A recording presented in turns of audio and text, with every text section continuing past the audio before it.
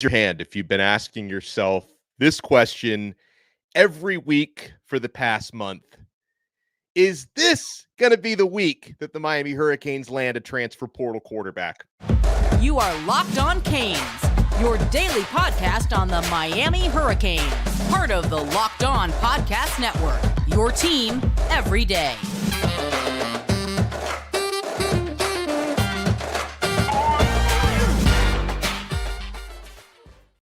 Happy Sunday. I'm Alex Donno, your host. I'm a University of Miami alumnus, longtime South Florida sports radio vet, and contributor to allhurricanes.com. Thank you so much to the everydayers, even on a weekend, for making Locked On Canes your first listen and your first watch today.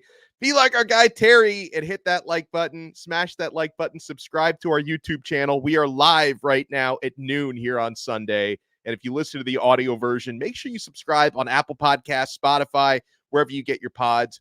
Today's episode of Locked On Canes is brought to you by Jace Medical.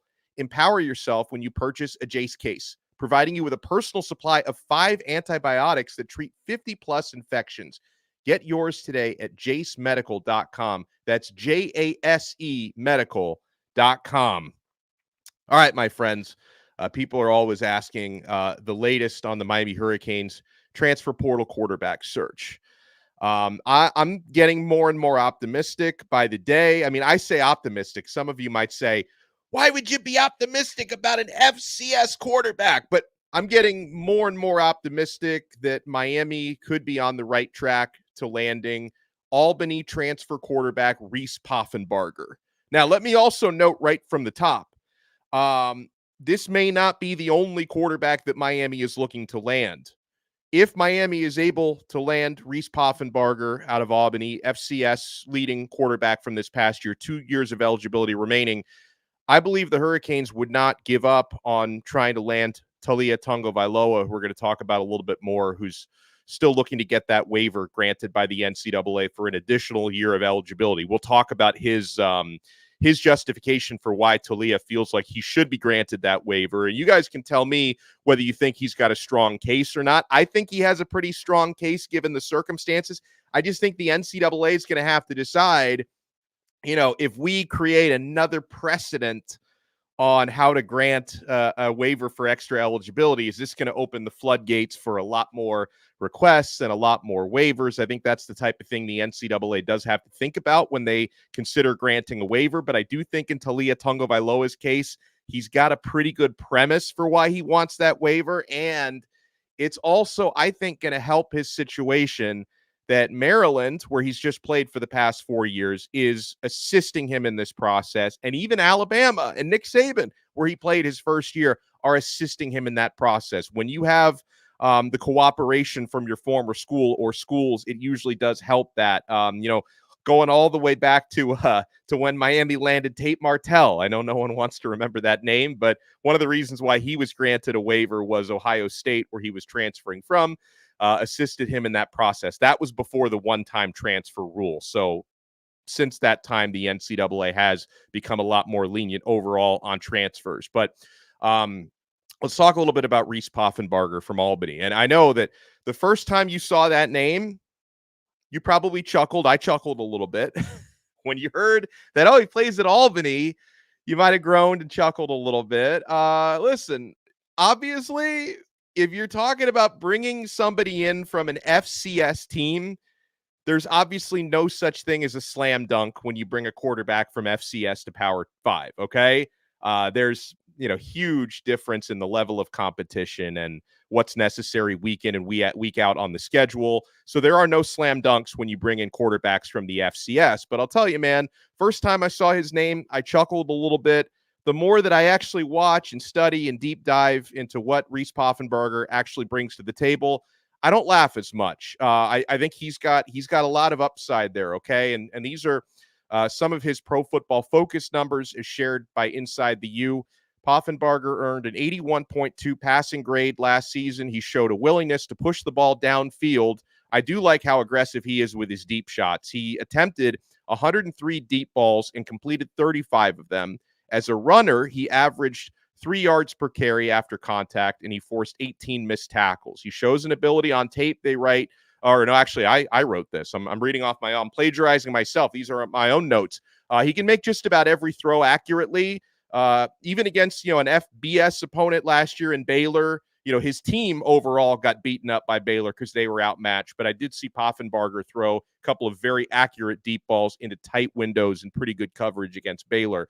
And so, okay, why is Miami looking at Poffenbarger? My understanding is that this is someone that Shannon Dawson specifically likes and can envision this guy playing in his offense. So obviously that's worth considering if your offensive coordinator is like hand picking and looking at someone. My guy Jordan is not buying this. He's not buying this. But I think Charlie is buying it. Poff has a rocket of an arm. See his film. He is a very capable runner, and he is really good when he escapes the pocket and extends plays. And I like how accurately Poffenbarger throws on the run. He throws very well on the move, which I think is an important playmaking ability. And a couple things that stood out to me in a negative way about the team that he played for at Albany last year. His offensive line was awful, so he was having to move around a lot and adapt on the move and make throws. And his center, did you guys notice this? For those of you who have watched a lot of the Poffenbarger tape, I was diving into the Poffenbarger films. Have you noticed that his center would put these snaps into the dirt, like a lot of ground balls, a lot of really bad snaps that Poff had to deal with to salvage those and end up making pretty good throws? Now, this is a worthwhile question that people have been asking me this on our Locked On Canes Insiders chat for the last couple of days, and this definitely gets me thinking, okay? Why would Miami now be showing interest in Reese Poffenbarger, who's a younger quarterback? He's got 2 years of eligibility left. So you're talking about a multi-year eligibility guy. Why is Miami suddenly interested in someone like Poffenbarger when they seemingly showed virtually no interest in Dante Moore, young quarterback with multiple years of eligibility, wound up at Oregon, but Miami didn't even pursue him? And Malachi Nelson, who just landed at Boise State, 4 years of eligibility left, former 5-star quarterback. I know that like On3 and some of the national media, they tried to link Malachi Nelson to Miami. My understanding was Miami wasn't interested or nearly as interested as some of the national talking heads made them out to be. So why would Miami suddenly be interested in an FCS quarterback with multiple years left when they seemingly weren't interested in some young former 5-star quarterbacks? I wish I knew the precise answer to this question, so I can only give you my opinion, okay? Now, some might say that in the case of Dante Moore, especially, that Miami had to change their priorities after the fact, right? Because when Dante was available a month, 5 weeks ago, that was when Miami was really focused on Cam Ward. Now, maybe if Miami had a time machine, they might go back to a month ago and pursue Dante Moore in a way that they just didn't pursue him in reality. I think it's also possible that Shannon Dawson and Alonzo Highsmith, let's not forget he's very involved in the scouting process, that they see things in their evaluations of Poffenbarger that maybe they make those guys feel like he's a hidden gem and this is someone they should go after. And again, I like everything I see from Poffenbarger on YouTube. And Dawson and Highsmith, they have access to footage and information that the rest of us do not. Like, I guarantee you, I feel like I've learned a lot about Reese Poffenbarger in the last 48 hours. I guarantee you the amount of knowledge that I have on that young man is like 0.1% of what Dawson and Zoe have about him. And there are other factors here, right? Besides strictly the on-field product and the experience when you're looking for a quarterback. I think Poffenbarger, coming from the FCS, he would be willing to come in and compete, right? This would not be someone that comes in and you say, congratulations, Mr. Poff, you are our starting quarterback.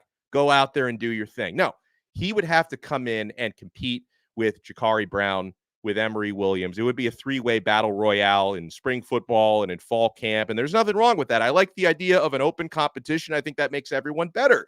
And I don't know if a guy like Malachi Nelson, who winds up at Boise State, if he had that same desire, if he wanted to go somewhere and battle a quarterback or two other quarterbacks, he may have wanted to go somewhere where they're going to basically hand him the starting job.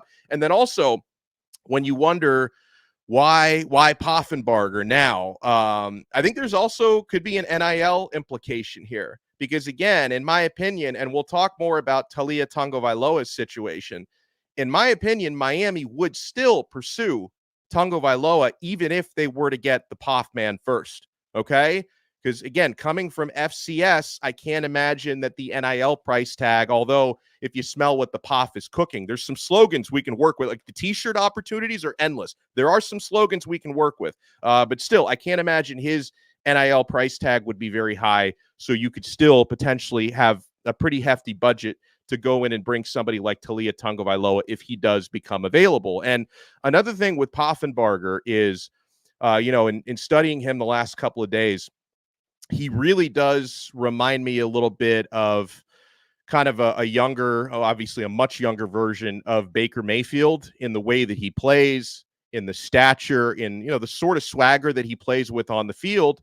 And then and I know you're saying, Don, are you comparing this guy to a Heisman winner? Like, what are you doing, bro? Okay, that's partially fair. I'm not saying Poffenbarger is going to win any Heisman trophies, but let's not forget, Baker Mayfield was the first former walk-on quarterback to ever win a Heisman. So he came from humble beginnings, was an underdog story.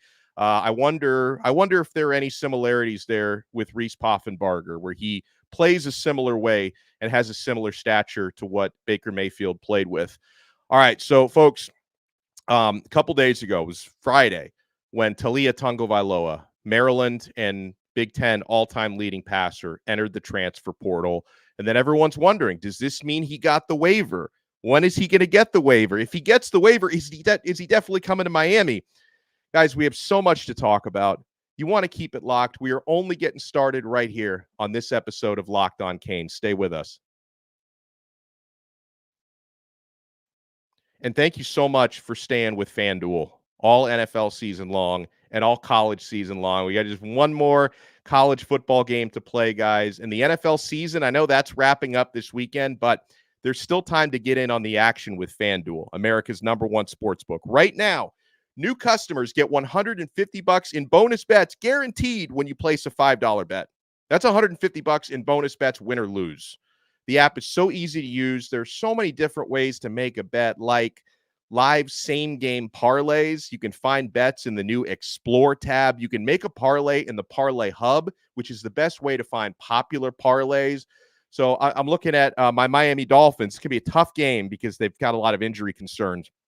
Dolphins are 3-point underdogs against the Buffalo Bills tonight. So if you like the Dolphins to win the game or at least cover the 3, take a look at that.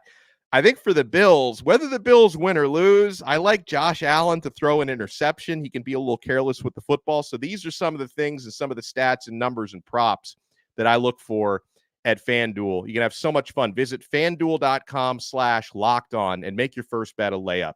FanDuel, official partner of the NFL. Thank you so much for making this Sunday episode of Locked On Canes your first listen today.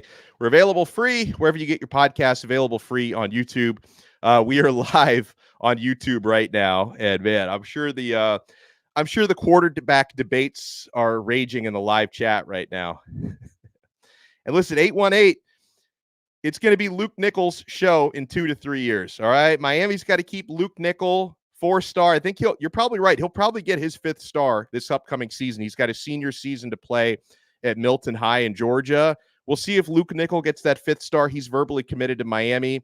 I think that dude's going to be an absolute star someday. Hello, Co Barney, who says, hey, let's see if JB11, Jakari Brown, can get the job done. Well aware that we need to win, but he may be the best option at the moment. Agree or disagree? A couple things I want to say. When I talk about other quarterbacks Miami is looking at, some of you are asking me, what do you have against Jakari Brown or Emory Williams? Why are you talking about all these other quarterbacks you want Miami to sign? Folks, first of all, I'm tracking the news and I'm tracking the visits and the offers, right? Miami is looking at additional quarterbacks to add to the room. That's not my call, okay? So I'm tracking the news and I'm tracking the visits and I'm tracking the offers. And the other part of it is, what's wrong with competition? Miami's got a very small and inexperienced, small in terms of the numbers, not size of the players. Miami has a very inexperienced quarterback room. I mean, if you combine Jakari Brown, Emory Williams, and Judd Anderson, who's coming in from high school, they do not have a full season's worth of starts combined among the 3 of them. 3 scholarship quarterbacks is not a lot. Many programs carry 4 or 5 plus scholarship quarterbacks. Doesn't provide you with a lot of depth. I mean, look at Miami in the bowl game a couple weeks ago. If Jakari Brown hadn't been available in that bowl game, Miami would have been down to a walk-on. Like, these are the sorts of scenarios you face when you only have 3 scholarship quarterbacks. In that case, they were down to 2 in your quarterback room. And then the other thing is, again, I think Jakari Brown has a ton of potential. Emory Williams, same thing.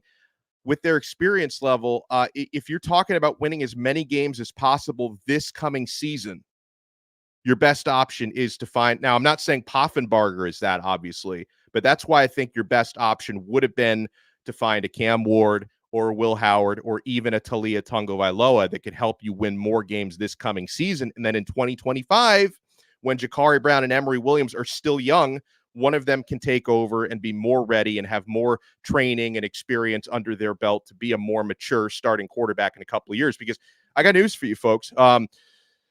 Some of our fans can be a little hypocritical, okay? Because some of you are out there saying, why are we looking at bringing in another quarterback? We have enough in the room right now. Okay, so let's say Miami doesn't bring in anybody, all right?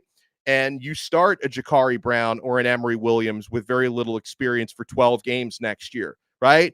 One of those guys might develop, they might improve throughout the season, but they'll probably take their lumps and have some games where they make mistakes because they don't have that experience under their belt. And then if you win 7 or 8 games while one of those quarterbacks develop, I hope the same people who were saying we have enough in the room, start one of these guys, would also understand if maybe you only improve by about 1 win next year compared to this past season. So make sure you keep your energy consistent on that, all right? If you want Miami to start for 12 games, one of the quarterbacks they already have, understand that their lack of experience might cost you a couple of wins next year. And I hope you're okay with that if that does happen, all right? Keep that same energy if they do end up starting one of these guys, okay?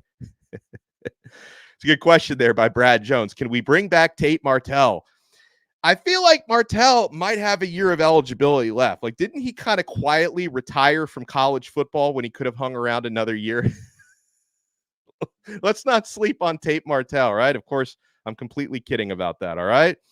Okay, so again, I think even if Miami were to land Reese Poffenbarger, I don't think they would end their pursuit of Talia Tagovailoa. I think they could try to get them both, all right? Now, given Miami's success rate with quarterbacks in the portal so far, don't count on going 2 for 2 this week, but I think Miami could still work on landing Talia Tagovailoa.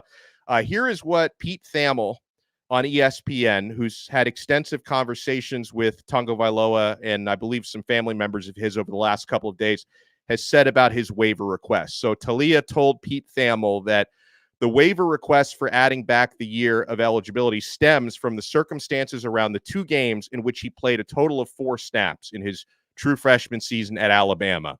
He entered during the final snaps of a 38-7 blowout at Mississippi State as a way to honor his brother, Tua Tagovailoa, who had suffered a severe hip injury during that game. So his brother suffered, at the time, they didn't know, is that season-ending, career-ending. That was a bad injury he suffered, and Talia took 2 snaps at the end of that game to honor his brother. I can respect that. I hope the NCAA can as well. Maryland filed the waiver on behalf of Talia on Thursday. He was unsure of the status, but he said Alabama has been supportive of him in the process and that there are no hard feelings toward the coaching staff for the decision to play him in that extra game. He says, it's with the NCAA right now. He said, we are all just playing a waiting game on seeing if it gets approved or not, okay? So that's the situation with Talia. We don't know the timeline. Now, the NCAA understands that it's in the interest of everyone to get this resolved quickly, right? Because if Talia is looking for a place to play next year, you know, the quicker, if they don't get that done quickly, he might lose out on opportunities in college. If they don't get it done by the deadline to declare for the NFL draft, they're, you know, costing him a season potentially in the pros as well. So the NCAA, I think, is going to have to get that done pretty quickly.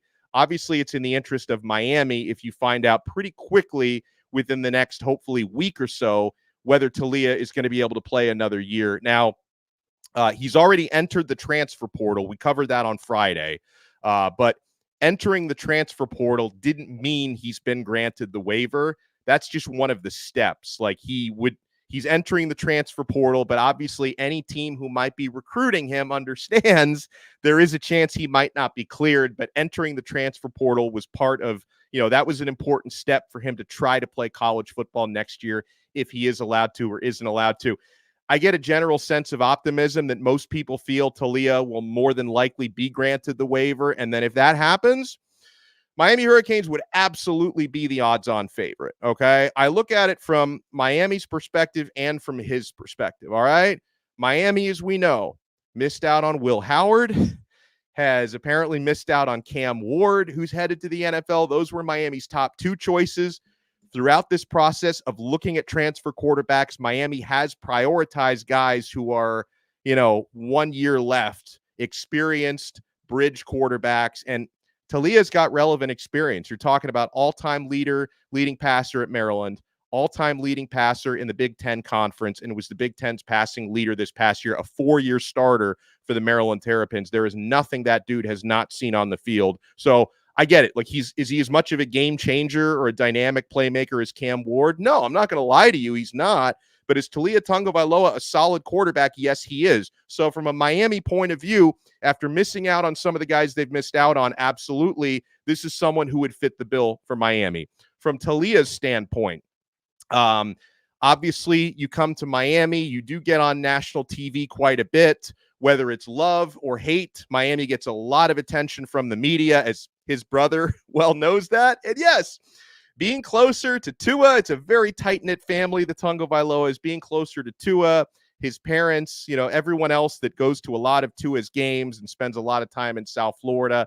I think that's something he would be looking at as well. And that's why now, if and when Talia is granted the waiver, there will be some other schools that may be talked about as possibilities for him, Auburn being one of those, because Auburn hasn't landed a transfer quarterback just yet either.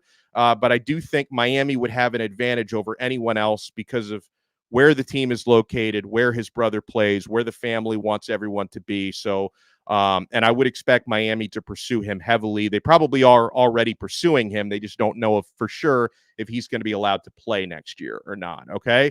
Now, for Talia's experience, he's thrown in 4 years as a starting quarterback, 11,356 yards, 77 touchdowns, 37 interceptions.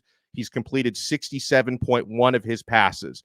One of the things that people do scrutinize about him is he's only 5'11". Okay. He's a little shorter even than Tua. But I like the way Talia can run and move around in the pocket. This is another one who can extend plays and buy time.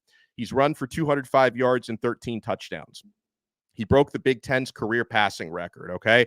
This past year at Maryland, he led the Big Ten with 3,377 yards, 25 touchdown passes to 11 interceptions. I wish that number was lower, but, to be fair to him, Maryland's offensive line wasn't very good. A lot of his throws were under duress. He rushed for 18 yards and 5 touchdowns this past year. He's not so much of a pure runner. He's more of a play extender, Talia. So, yeah, the interceptions, definitely. My two big concerns with Talia, I'm not going to claim that any of these guys are perfect quarterbacks, by the way, right? Not saying Reese Poffenbarger is perfect. Not saying Talia Tagovailoa is perfect. 37 interceptions, that's a lot of interceptions in a long career, okay? Now, I will say he only threw, I think, 1 or 2 fewer INTs last year than Tyler Van Dyke. He did attempt about 100 more passes than Tyler Van Dyke did, though. So it's, not necessarily an apples for apples comparison there. And so, yeah, I believe Miami is pursuing both. And, there were even rumors, I can't completely confirm. There were rumors that Poffenbarger might have even been on campus at Miami this weekend. And, if Talia gets that waiver, I expect Miami to go hot and heavy for him. I think the Hurricanes could try to land both of these guys. Now, couple of other quarterback notes, okay? A couple of housekeeping notes here. As we know, Malachi Nelson committed to Boise State, the former USC quarterback. It was reported right after he hit the portal that he might be a target for Miami. Doesn't really sound like Miami went after him, okay? He ends up at Boise State. Now, I do believe Miami would have and should have gone after Caden Salter. That was a weird story. dynamic playmaking quarterback out of Liberty. Caden Salter was in the transfer portal. He removed his name from the transfer portal. He's staying at Liberty. Now, what I understand is, I don't know what they actually study there at Liberty and what their credits are like, but apparently Caden couldn't transfer many or most of his credits from Liberty to Miami, and so it was basically a non-starter, like from an academic, like he couldn't continue his degree here, so it was like a non-starter. He might have had that same issue then with Auburn, because if it was just Miami that got eliminated from grabbing Salter, seems like he could have ended up with Hugh Freeze at Auburn. He decided to leave the transfer portal completely. So Salter, he's got 2 years of eligibility left. So I would imagine, I don't know why the balloons are gone. I'm not celebrating here. I wish this guy was in the transfer portal still. So what I would expect is Caden has got to get with a really good academic advisor before next year, figure out how to like fix his transcripts, play another year at Liberty, and then he could try to transfer again next year to go to, you know, a bigger, more high profile program for a year. So he is no longer in the transfer portal. So yeah, you could say Miami missed out on Caden Salter. Everybody did. Okay. The entire academic community has missed out on Caden Salter. Oh man. The Hurricanes had some tremendous showings in the All-American Bowl, especially Marquise Lightfoot. That dude is going to be an absolute dog when he gets to the U. You want to keep it locked, my friends. We are not done yet on this brand new episode of Locked On Canes. Guys, I hope you're taking advantage of Jace Medical and the Jace case. They are out there literally saving lives. I know we come to sports for an escape, but let's talk for just a minute about real life. According to the FDA, pharmacies are running out of antibiotics like amoxicillin right in the middle of the worst flu season in over a decade. This is scary. I can't imagine a more helpless feeling than if my wife or my son were to get sick during a supply chain issue. Thankfully, we're going to be okay because of Jace Medical. The Jace case is a pack of 5 different antibiotics to treat a long list of bacterial illnesses, including UTIs, respiratory infections, sinusitis, skin infections, among others. This stuff can happen to any of us, guys. Visit jacemedical.com and complete your physician encounter. It will be reviewed by a board-certified physician, and your medications will be dispensed by a licensed pharmacy at a fraction of the regular cost. It's never been more important to be prepared than today. Go to jacemedical.com, that's J-A-S-E medical.com, and use offer code LOCKEDON, all one word, to get $20 off your order. Jace Medical. Thank you guys so much for making this Sunday special episode of Locked On Canes your first listen today. We're available free wherever you get your podcasts. We're available free on YouTube. Make sure to smash that like button if you're watching us live right now on YouTube. Hit that like button, guys. We had 500 plus in here. Hit that like button. Make sure you subscribe on YouTube. And guys, if you want more of a running conversation with breaking news on transfers, recruiting, scoops about Miami's football program and basketball program, you want to make sure you join our chat, Locked On Canes Insiders. I include a link in the show description below to become a Locked On Canes Insider. You get text messages directly from my phone to yours, including one-on-one conversations with me. Try it free for 14 days. And then if you like it, you can opt in after 2 weeks for $4.99 a month. And we give you a lot of added value there on Locked On Canes Insiders.